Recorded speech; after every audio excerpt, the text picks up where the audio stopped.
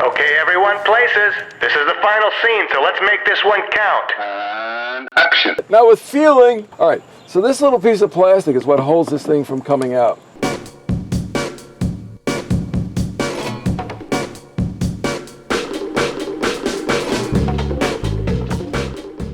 So one of the things we're trying to accomplish while you're down here, Vin, is to get these winches swapped out. Someone was very kind to give you a pair of self-tailers. They're 42s, these are 40, so you'll be a little more powerful. They're 2-speed winches, which will be a lot more convenient as well. I started removing the circlip from the top, which is the first step in disassembling winches. In order to get these winches off, we're going to have to take the winch apart, and then we have to which will give us access to the bolts, and then we'll unbolt it from below and take it off. So I'm very, very carefully sliding the drum up, keeping my hand where something is not going to fall. Wasn't that easy. And then we can take the race out of here. Race out of these little plastic pieces like this, almost irreplaceable these days. Yeah. So that you don't want to break them or lose them. So this is a spacer between the two races, but it gets dried out and brittle over time, and so you don't want to lose it because these older winches are no longer supported the way they used to be. So the tendency to think of winches as being permanent and being maintenance free, but they're really not. They need to be lubed properly. And there's actually two different kinds of lubes that you use. You use a lube for the ball bearings, the races, right, the roller bearings rather. And there's another lube that you use that is only used on the pawls. Now right now we can't see the pawls, they're buried in there. They're the things that have the springs that make these things ratchet so they don't turn backwards. There's actually a set of pawls here, and these are the pawls. And on that you use machine oil, which manufacturers actually make specialized oil just for those. And these little parts have a little spring and then this little cam that engages with the teeth here, and that's what keeps the winch from winding up backwards and pulling out of your hands when you least expect it. So this is another one of those plastic parts you don't want to lose and you don't want to break. Well, it looks like it's broken. Is that a... No, that's how it's made. Really? Yeah, yep.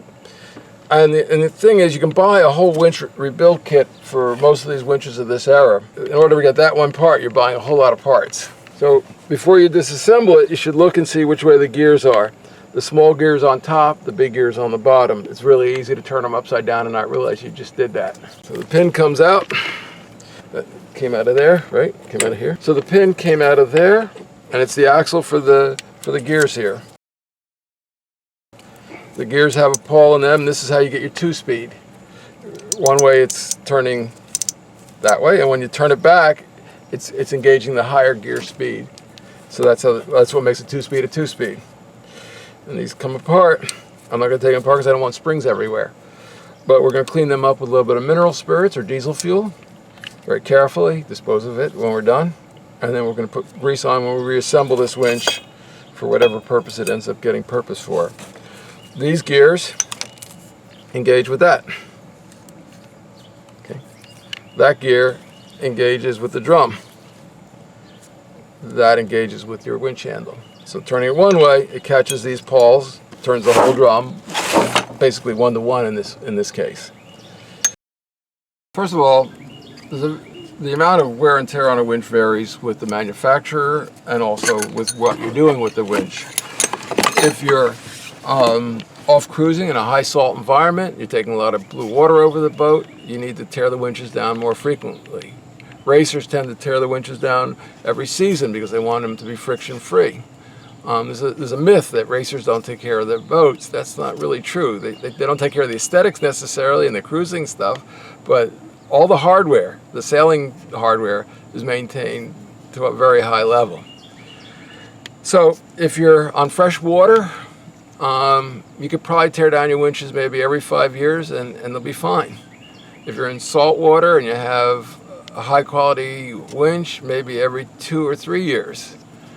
If you have fairly inexpensive, like old Barlows or something like that, or Arcos, they need to be torn down yearly if you're in salt water because they will chew up the bearings. This one has roller bearings. This is a Lumar, which these were really pretty substantial winches. But there's a number of plastic parts. This is the part that rides inside the drum and is actually what takes all the force of the lines. And if that plastic gets worn down from lack of being lubricated, what happens is the roller which is completely dry in this case, has no lubrication on it. No one's lubed these in forever. But it will build up salt and chew away at the plastic. And once the plastic gives up, this is no longer a bearing. And then, since these are hard to buy, this is no longer a winch. Okay, everyone, places. This is the final scene, so let's make this one count. And action. Now with feeling. There you go. All right, so this little piece of plastic is what holds this thing from coming out. And you very carefully slide that out. And this winch actually has some grease in it. But the radius piece fits into there. And if you're having trouble getting your winch back together again, it's because this has dropped down. When you dropped it in, you have to pick it up till those pieces align. Of course, the first time you do this, you go, I want to go together. Well, that's why. You have to pull it up just slightly to get it back in there. And again, it's one of those almost irreplaceable pieces of plastic, unless you got an unobtainium amount of money to buy. Or unless you know someone like Jeff H. who can fabricate the piece in his home workshop. Well, I might... Out of melted plastic. Yeah, maybe. When you're ready, and it's rolling. Okay. So, what we're working on today is planning to install the self-tailing winches. This is a really handy thing for a cruising couple. Self-tailing winches have been around probably for the last 35, 40 years, and they've gotten better over time. And what the real advantage is that even when you're cruising as a couple, or even when you have other people on the boat, sooner or later you're the only one in the cockpit, and sooner or later something has to get adjusted. And the thing about a self-tailing winch is that you can use one hand and wrap it, and you can stick a winch handle in it and grind and bring the sail in, and still be able to keep another hand out there on the wheel or to steady yourself. So it's a very convenient thing to have. These winches actually harken back to a tradition within sailing, an ethic within sailing. In sailing, we always come to the aid of a fellow mariner in trouble. These winches were given by somebody to Vince, and they were given as a present, no questions asked. They're a gift in that they make it easier for Vin and Amy to use the boat. With the current winches, it was very hard for them to use the boat, just the two of them. I am very grateful for these new self-tailing winches, as well as a friend who can help me to install them. Of course, Vin, the goal here is for you to be able to install them. So I'm going to show you how it's done so that you can do it yourself, because it's better to teach someone to fish than to hand them a fish.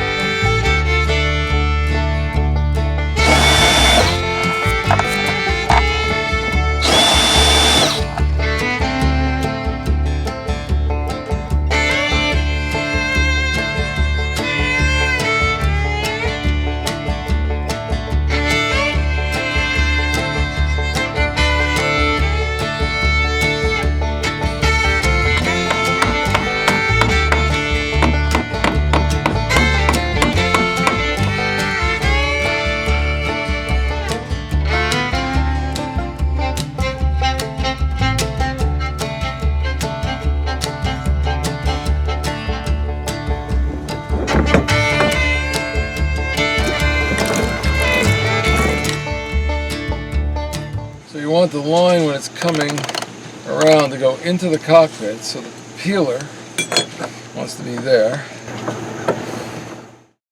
I've installed it so that the peeler is pushing the line into the cockpit rather than over the side, and that's the right way to do it.